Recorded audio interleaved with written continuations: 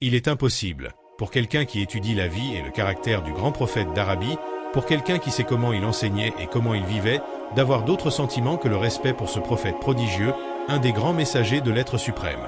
Et même si ces discours contiennent bien des choses qui sont familières à beaucoup d'entre vous, chaque fois que moi-même je les relis, je sens monter en moi une nouvelle vague d'admiration, un nouveau sentiment de révérence pour ce prodigieux grand maître arabe. Quoiqu'il fût illettré, les premiers versets révélés mettent en valeur la plume, la science, l'éducation et l'enseignement.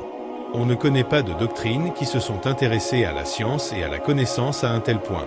Si Mohammed avait été un savant, la révélation, réalisée dans la caverne de Hira, n'aurait pas causé d'étonnement parce que le savant connaît la valeur de la science. Mais il était illettré, n'avait pas appris chez aucun maître. Je félicite les musulmans du fait que leur religion s'intéresse dès son début à l'acquisition de la connaissance et lui prête une grande importance. De même que la plupart des grands prophètes qui le précédèrent, Muhammad cherche à éviter l'honneur de transmettre la parole divine, se considérant comme indigne d'accomplir cette tâche. Mais l'ange lui ordonne « Lis ». De ce que nous connaissons de sa vie, nous savons que Muhammad ne savait ni lire ni écrire, mais il commença à dicter des mots qui lui étaient inspirés et qui allaient bientôt transformer une grande partie du globe par le verset « Il n'y a qu'un seul Dieu ». Sur tous les plans, Muhammad était un esprit éminemment pratique. Lorsque son fils bien-aimé, Ibrahim, mourut, il y eut une éclipse, et des rumeurs disant que Dieu lui avait exprimé personnellement ses condoléances s'étendirent rapidement. Or, on dit que Muhammad lui-même affirma qu'une éclipse étant un phénomène naturel, il est insensé d'attribuer ce genre de phénomène à la naissance ou à la mort d'un être humain. Lors de la mort de Muhammad, certains voulurent le déifier, mais son successeur administratif mit fin à cette vague d'hystérie par une des paroles les plus belles. Si l'un d'entre vous alla jusqu'à rendre un culte à Muhammad, il est mort. Mais si c'est à Dieu qu'il rend culte, Dieu est vivant et éternel. La façon dont il accepta les persécutions, dues à ses croyances, la haute moralité des hommes qui vécurent à ses côtés et qui le prirent pour guide, la grandeur de son œuvre ultime, tout cela ne fait que démontrer son intégrité fondamentale. La supposition selon laquelle Muhammad serait un imposteur soulève plus de problèmes qu'elle n'en résout. Cependant, aucune des grandes figures de l'histoire n'est si peu appréciée en Occident comme le prophète Muhammad. Certains lecteurs seront peut-être surpris de me voir placer Muhammad en tête des personnalités ayant exercé le plus d'influence dans le monde, et d'autres contesteront probablement mon choix. Cependant, Muhammad est le seul homme au monde qui ait réussi par excellence sur les deux plans, religieux et séculier. Mohammed était l'âme de la bienveillance, et son influence était ressentie et jamais oubliée par ceux qui l'approchaient. 4 ans après la mort de Justine, naissait à la Mecque, en Arabie, l'homme qui, parmi tous les hommes, allait exercer la plus grande influence sur la race humaine, Mohammed. Le mensonge façonné avec de bonnes intentions destiné à cet homme, Mohammed, ne déshonore que nous. Une grande âme silencieuse. Il était de ceux qui ne peuvent être autrement que sincères et convaincus, et que la nature elle-même a créé sincères. Alors que d'autres se complaisent dans des formules et des oui-dire, content de leur sort, cet homme ne pouvait se soustraire aux formules. Il était seul avec sa propre conscience et la réalité des choses. Une telle sincérité, ainsi qu'on veut bien la nommer, possède en réalité quelque chose de divin. Le discours d'un tel homme est semblable à la voix qui émane du cœur même de la nature. Les hommes écoutent et doivent écouter ce discours mieux que tout autre. Le reste n'est que futilité en comparaison. Dans sa conduite privée, il était juste. Il traitait les amis et les étrangers, le riche et le pauvre, le puissant et le faible, avec équité, et était aimé par le petit peuple pour l'affabilité avec laquelle il les recevait et écoutait leurs doléances. Ses triomphes militaires n'ont soulevé aucune fierté ni vaingloire comme cela aurait été le cas s'ils avaient été effectués à des fins personnelles. Au moment de sa plus grande puissance, il a maintenu la même simplicité de manière et d'apparence que dans ses jours d'adversité. Aussi, sans que l'état régalien en soit affecté, il était mécontent lorsque, entrant dans une pièce, un témoignage inhabituel de respect lui était montré. S'il visait une hégémonie universelle, c'était l'hégémonie de la foi. Quant au pouvoir temporel, qui a grandi entre ses mains, il l'a utilisé sans ostentation et il n'a rien fait pour le perpétuer dans sa famille. S'il faut juger de la valeur des hommes par la grandeur des œuvres qui l'ont fondée, nous pouvons dire que Mahomet fut un des plus grands hommes qu'ait connu l'histoire. Des préjugés religieux ont empêché bien des historiens de reconnaître l'importance de son œuvre, mais les écrivains chrétiens eux-mêmes commencent aujourd'hui à lui rendre justice. Je voulais mieux connaître la vie de celui qui aujourd'hui détient indiscutablement les cœurs de millions d'êtres humains. Je suis désormais plus que jamais convaincu que ce n'était pas l'épée qui créait une place pour l'islam dans le cœur de ceux qui cherchaient une direction à leur vie. C'était cette grande humilité, cet altruisme du prophète, l'égard scrupuleux envers ses engagements, sa dévotion intense à ses amis et adeptes, son intrépidité, son courage, sa confiance absolue en Dieu et en sa propre mission. Ces faits, et non l'épée, lui amenèrent tant de succès et lui permirent de surmonter les problèmes. Il était César et le pape réunis en un seul être, mais il était le pape sans avoir les prétentions du pape et César sans avoir les légions de César, sans armée, sans garde du corps, sans palais et sans revenu fixe. S'il y a un homme qui a le droit de dire qu'il règne par la volonté divine, ce serait Mahomet, puisqu'il a tout le pouvoir sans avoir les instruments ni les supports. Les idées de liberté pour tous les êtres humains, de fraternité humaine, d'égalité de tous les hommes devant la loi du gouvernement démocratique, par la consultation et le suffrage universel, les idées qui ont inspiré la Révolution française et la Déclaration des droits, qui ont guidé l'élaboration de la Constitution américaine et enflammé la lutte pour l'indépendance dans les pays latino-américains n'étaient pas des inventions de l'Occident. Ils trouvent leur ultime inspiration et source dans le Saint-Coran.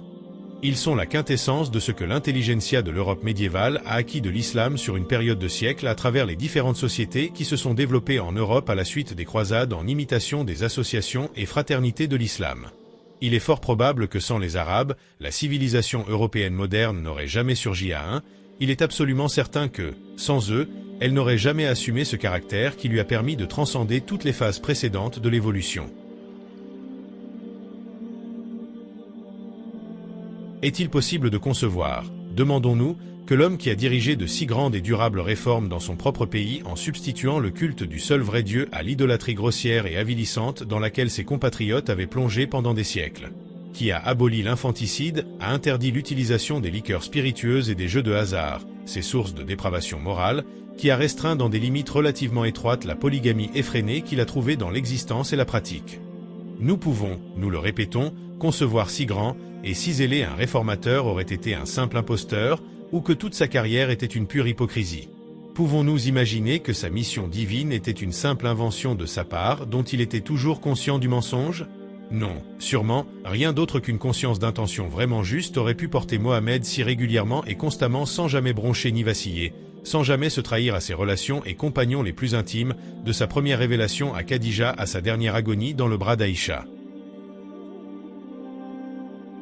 Le prophète Mahomet, à la demande de Dieu, a appelé les hommes au culte d'un Dieu unique et a proclamé qu'en répondant à cet appel, l'humanité atteindrait la vraie dignité, l'honneur, la prospérité et le bonheur. En une période étonnamment brève, et sur de vastes zones qui étaient en proie à l'ignorance, les ténèbres et la confusion ont finalement été dissipées. L'ordre a été établi et toutes sortes d'institutions bienfaisantes ont vu le jour, un ordre moral élevé a été mis en place et les bénédictions de la connaissance. L'apprentissage et la science ont commencé à être largement diffusés. La force de ce message était sa simplicité cristalline et sa merveilleuse facilité, car l'islam a atteint l'âme du peuple sans avoir recours à de longues explications et à des sermons compliqués. Grâce à ce message, apportant les idéaux du tawhid, du ressalah, de la paix et de l'harmonie, le paganisme sous ses diverses formes a été vaincu et la dignité humaine est finalement devenue une réalité. L'islam a enseigné la pensée juste, l'action appropriée et la parole honnête, et pour ces raisons, il a trouvé son chemin, sans aucune difficulté, dans l'esprit et le cœur des hommes. Il était décisif et sans réserve dans tout ce qu'il faisait, si attentif à la tâche à accomplir qu'il ne regardait jamais par-dessus son épaule, même si sa cape était prise dans un buisson épineux. Quand il se tournait pour parler à quelqu'un, il avait l'habitude de balancer tout son corps et de l'habiller de plein visage. Quand il s'est serré la main, il n'a jamais été le premier à retirer la sienne. Il a inspiré une telle confiance qu'il était connu sous le nom d'Al-Amin, le fiable. Mahomet est une des 3 ou 4 figures qui dominent l'humanité et son histoire. Mahomet fut un grand homme, intrépide soldat. Avec une poignée de monde, il triompha au combat de Badr, grand capitaine, éloquent, grand homme d'État, il régénéra sa patrie et créa au milieu des déserts de l'Arabie un nouveau peuple et une nouvelle puissance.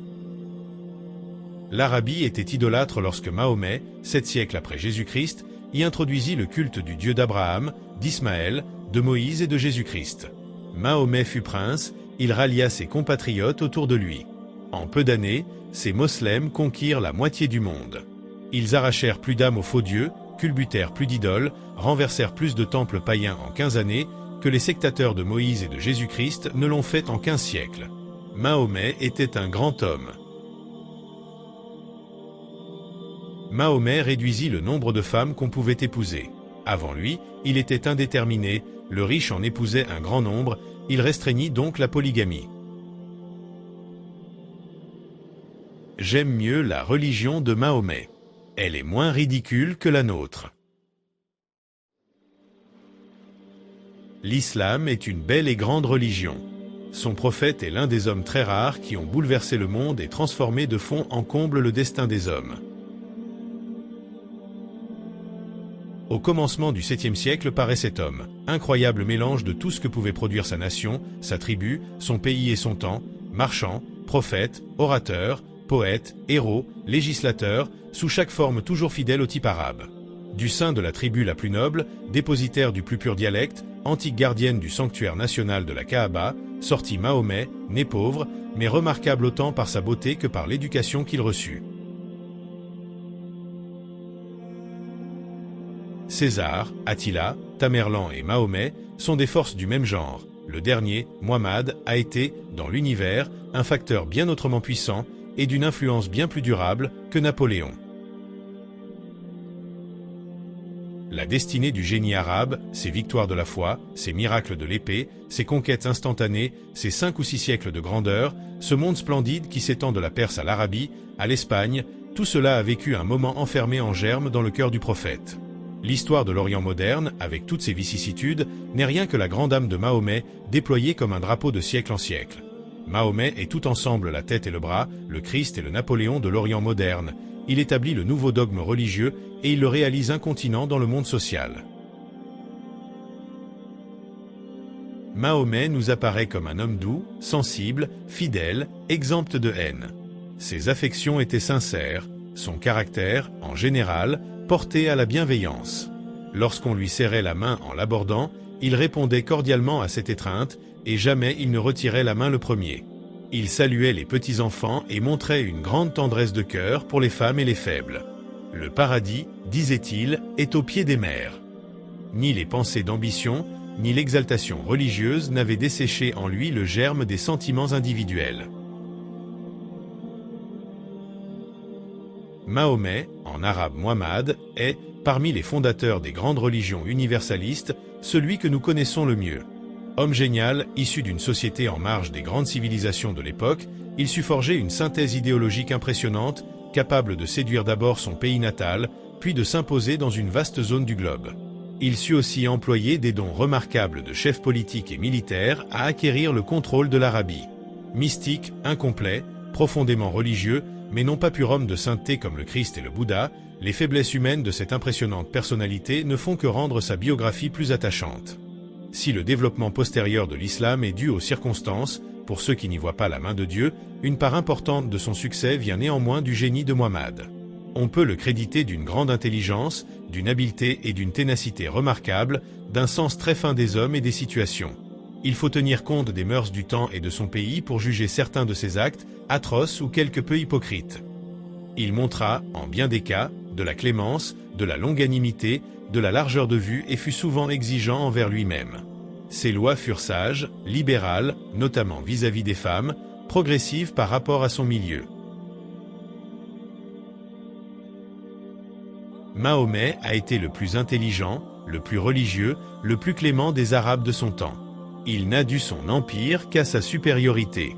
La religion prêchée par lui a été un immense bienfait pour les races qui l'ont adoptée, et que cette religion, tout inférieure qu'elle est au christianisme, mérite beaucoup plus d'estime qu'on ne lui en accorde généralement.